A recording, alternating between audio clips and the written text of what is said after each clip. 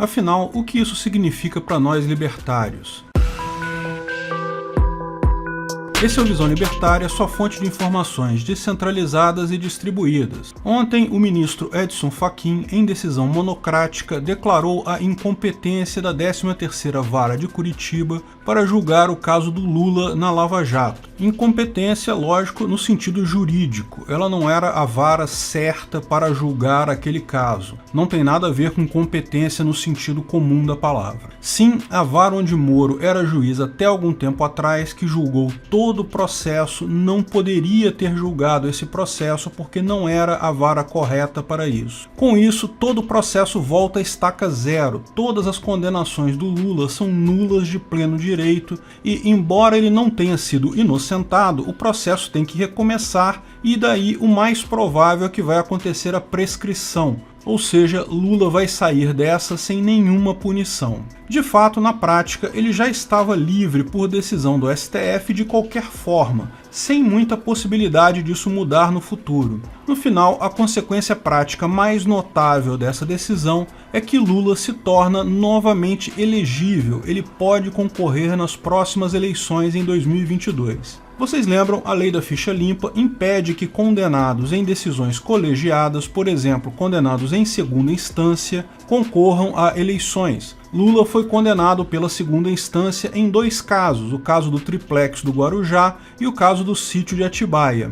Ainda tem um processo da sede do PT em andamento, lá na 13ª Vara de Curitiba. Em tese, o STF poderia simplesmente absolver Lula, mas o fato é que as provas de culpa dele são tão significativas que seria muito difícil fazer isso, muito mais fácil atacar o processo em si. O que vou falar a seguir é a minha visão sobre a coisa, eu não tenho informação privilegiada, não estou divulgando segredos, não sou nenhum QAnon de nada. Como já mencionamos em outros vídeos, havia um claro movimento do STF para a liberação completa do Lula para ele concorrer em 2022. O processo começou imediatamente após a eleição de Bolsonaro, com a soltura do Lula da cadeia. Foi o primeiro teste do Supremo para verificar se conseguia se mexer sem causar muita ira popular. Os poucos protestos depois disso foram enfrentados com a mais dura tirania. Inquéritos sem fim, prisões arbitrárias, talvez até tortura de presos. O objetivo claro dessa repressão foi colocar qualquer um que critique decisões do Supremo como antidemocrático. O Supremo se sentiu cada vez mais livre para agir. Mas o processo de ajudar Lula perdeu força quando a dobradinha Dória-Rodrigo Maia conseguiu arrancar algumas vitórias de Bolsonaro ao longo de 2020. A impressão que dá é que a elite política de Brasília, principalmente os socialistas do STF, não querem Bolsonaro de jeito nenhum, mas também não gostam muito da ideia da volta do PT, preferiam uma centro-esquerda mais fisiológica, como o PSDB. Porém, com o naufrágio completo do Dória, com aquela eficácia ridícula da vacina do Butantan mal batendo 50%, e a falha em eleger o sucessor de Maia na presidência da Câmara, a elite socialista do STF ficou preocupada. O quadro que passou a ser pintado era a reeleição de Bolsonaro fácil em 2022, apesar de todo o esforço em contrário, pela simples falta de candidatos competitivos. Quem tem força no PSDB hoje? Quem tem força na esquerda hoje? De forma não surpreendente, voltou a andar o projeto Lula 2022. Não tenho ilusões, sempre teve muita gente a favor desse projeto por lá. Mas a questão é que, como convencer o pessoal do meio termo? Porque tem um pessoal ali que já está fechado com Lula, e quem está fechado com Lula não vai mudar de ideia. A derrota cachapante do Dória e a vontade de não deixar a reeleição do Bolsonaro acontecer conseguiu mover aquela turma do meio do caminho, que até quer Lula, mas não quer tanto assim. O processo de suspeição do Moro com Gilmar Mendes estava caminhando bem e seria votado em algum momento dos próximos meses. Moro, sendo declarado suspeito, poderia sim invalidar todos os processos contra Lula, porque embora Moro não tenha sentenciado o caso do sítio de Atibaia, ele participou de outros atos anteriores do processo, por exemplo, a aceitação da denúncia. Nesse caso, se o juiz é considerado suspeito, a Corte Superior pode validar ou não os atos. Nesse caso, bastaria tentaria anular todos os atos, inclusive o recebimento da denúncia, que foi feito pelo Moro, para que Lula fosse novamente elegível e, na prática, inocentado, porque os processos vão começar tudo do zero, certamente vão prescrever. A meu ver, o caminho que o STF pretendia tomar era esse. Isso era muito ruim para o Moro, muito bom para Lula e poderia ser usado também por outros réus da Lava Jato para anular suas condenações. Mas veja, isso não é automático, porque a suspeição é pessoal. O STF poderia facilmente declarar a suspeição de Moro com relação a Lula, mas não extensível a outros réus. Mas tudo indica houve uma movimentação da ala militar do governo contra isso. Por que eu acho isso? Porque os eventos que se seguiram foram todos muito exagerados. Primeiro, veio a resposta do Edson Fachin ao livro do General Vilas Boas. No livro, o General Vilas Boas diz que um tweet feito há 2 anos atrás era um recado para o STF. O fato é que todo mundo já tinha percebido que esse tweet era um recado. E aparentemente fez mesmo um ministro do STF mudar de ideia contra o HC que impediria a prisão do Lula, e daí Lula foi preso. Nada disso era novidade. Daí Edson Fachin disse que tal fato era grave e que isso poderia resultar na prisão do general Vilas Boas. Isso é um exagero enorme para um tweet de 2 anos atrás que ninguém estava prestando atenção. Claramente houve coisa além do que foi visto por nós. Minha suspeita: fizeram chegar ao STF o recado que os militares não gostariam da absolvição completa do Lula, ou seja, que ele pudesse concorrer em 2022. O processo da suspeição do Moro deveria dar em nada ou haveria problemas. Isso claramente explicaria o que Fachin disse, porque seria uma resposta. Ele aumentou a aposta, disse que poderia prender o general. E também explica o passo seguinte, porque depois da declaração do STF, o Daniel Silveira fez aquele vídeo que, entre muitos palavrões e besteiras sem sentido, deu um recado simples e claro: prende o general Vilas Boas para você ver o que acontece. Não sei se Daniel fez isso por iniciativa própria ou se foi mesmo um recado dos militares ao STF feito por ele, mas certamente o STF entendeu como sendo um recado dos militares. O vídeo do Daniel é claramente errado estrategicamente, mas não era coisa para uma prisão de deputado. Ninguém estava nem prestando atenção nesse vídeo de fato. A única coisa que explica a prisão de um deputado é, de novo, a escalada de tensões, um lado respondendo ao outro. Neste momento houve uma inflexão. Até aqui a briga estava sendo militares, ou pelo menos uma parte dos militares, com o STF. O Congresso não iria deixar passar essa prisão de um deputado cheia de erros processuais por tão pouca coisa. É um precedente terrível.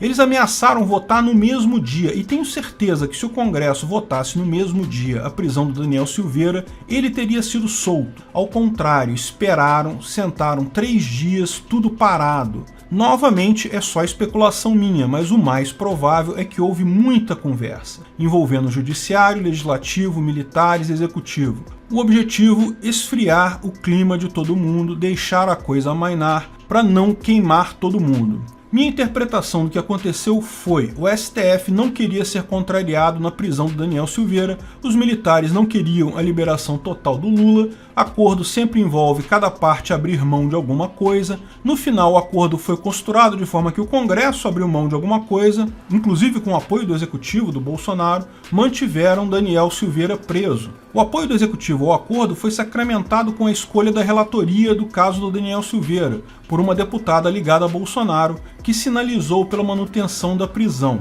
Bolsonaro sacrificou um apoiador dele, que também é sacrifício dos militares, porque o cara é ligado aos militares. O STF deve ter aberto mão de alguma coisa também. Suspeito que o STF iria abrir mão da suspeição completa do Sérgio Moro, liberando Lula totalmente. Nas semanas seguintes, começamos a ver notícias da mídia que o julgamento da suspeição do Moro poderia ainda deixar Lula inelegível, porque a tendência era os ministros anularem o caso do triplex do Guarujá, mas manterem o caso do sítio de Atibaia, porque a sentença não foi dada pelo Moro. O STF, ao que tudo indica, iria cumprir a parte dele desse suposto acordo. Mas é lógico que o STF não é um órgão hierárquico, não tem um chefe que manda em tudo, nem todo mundo ali gostou do acordo.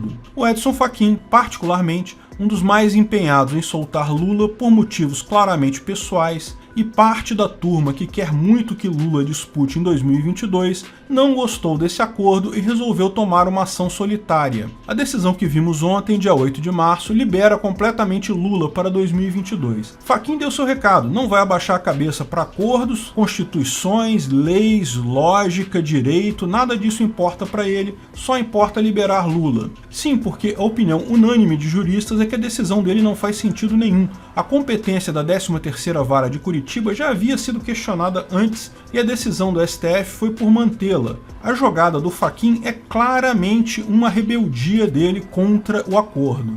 De qualquer forma, as decisões recentes do STF estão sendo cada vez mais políticas e menos jurídicas. A própria prisão do Daniel Silveira foi um outro caso apontado como absurdo por toda a comunidade jurídica. No entanto, ele está preso. A decisão do Fachin pegou os demais ministros do STF de surpresa. Marco Aurélio Mello falou isso textualmente em uma entrevista, surpreendeu a todos. Gilmar Mendes falou que vai continuar julgando a suspeição do Moro, mesmo assim. Enfim, Fachin forçou a barra para valer a vontade pessoal dele. A ideia dele não é de todo ruim. Como tem outras pessoas no Supremo que também querem Lula disputando em 2022, agora que ele teve coragem de romper a ideia de fazer o movimento, vai ser difícil o plenário do STF mudar isso. E se o plenário furar o pacto e os militares resolverem intervir, não é o pior dos casos ainda para Fachin. Veja, a esquerda está morrendo com desunião e falta de apoio popular. Está arriscado não levar nada em 2022. Ser retirada da cena política por um golpe militar é ruim, lógico, mas vai dar força para a militância para voltar mais adiante com força. Vai dar razão a todos os discursos vazios que faziam de que Bolsonaro é um golpista contra a democracia e não sei o que lá. Tem uma parte da esquerda que acharia um golpe militar neste momento algo lindo. Pode prejudicar eles no curto prazo, mas esse curto prazo já está perdido mesmo e garante a volta mais adiante com muita força. Ao contrário, morrer por falta de apoio popular só iria matar de vez a esquerda. Então está clara a jogada do Fachin. Já tem gente tentando convencer os outros ministros do STF que foi uma boa jogada, é melhor deixar assim porque preserva Moro, preserva parte da Lava Jato, o que é falso. A incompetência do juízo certamente vai ser alegada também pelos demais acusados, anulando toda a Lava Jato de qualquer forma. E Gilmar Mendes pode ainda julgar a suspeição do Moro do mesmo jeito. Essa decisão do Fachin não ajuda Moro, só ajuda Lula mesmo. E talvez Bolsonaro. No final das contas, como é tradicional do Estado, não importa a ética, as leis, as constituições, o que importa é só o interesse político. Acordos podem até costurar algumas coisas, mas têm seus limites. A visão libertária da coisa é autoevidente. Só empresas privadas têm objetivo de lucro e, portanto, respondem aos desejos de seus clientes. Governos se impõem pela força, sempre vão ignorar o que o povo quer e tratar apenas seus próprios interesses políticos. Não importa quantas boas intenções os candidatos destilem nas eleições. E o que isso significa para nós libertários é que nada muda. O Estado, como sempre, vai buscar mais e mais socialismo. A saída continua a mesma, se isolar do Estado com o agorismo e aguardar um pouquinho, o Estado já está quase caindo. Quanto à minha visão estratégica dessa briga, se eu estiver certo nessa história, duas coisas podem acontecer. O plenário do STF corrigir Fachin e retomar o acordo com os militares, teremos paz e um pouco de estabilidade, não por muito tempo, mas seria algo que eu acho positivo. Ou o STF pode manter a decisão do Fachin, o que certamente vai causar muita revolta popular e entre militares. Militares vão ter coragem de agir, de bancar a aposta, de cobrar o acordo? Não sei. Certamente tem gente pensando nisso neste momento. O fato é que, neste caso, quer os militares intervenham, quer não, é positivo para a esquerda.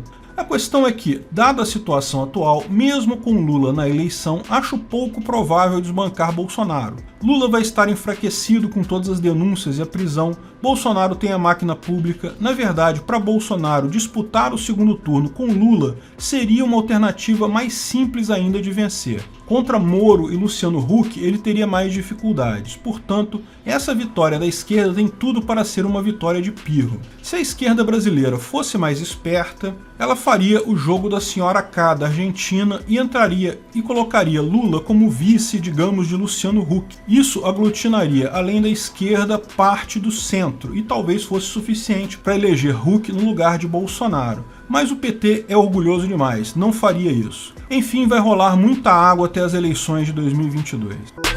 Obrigado pela audiência.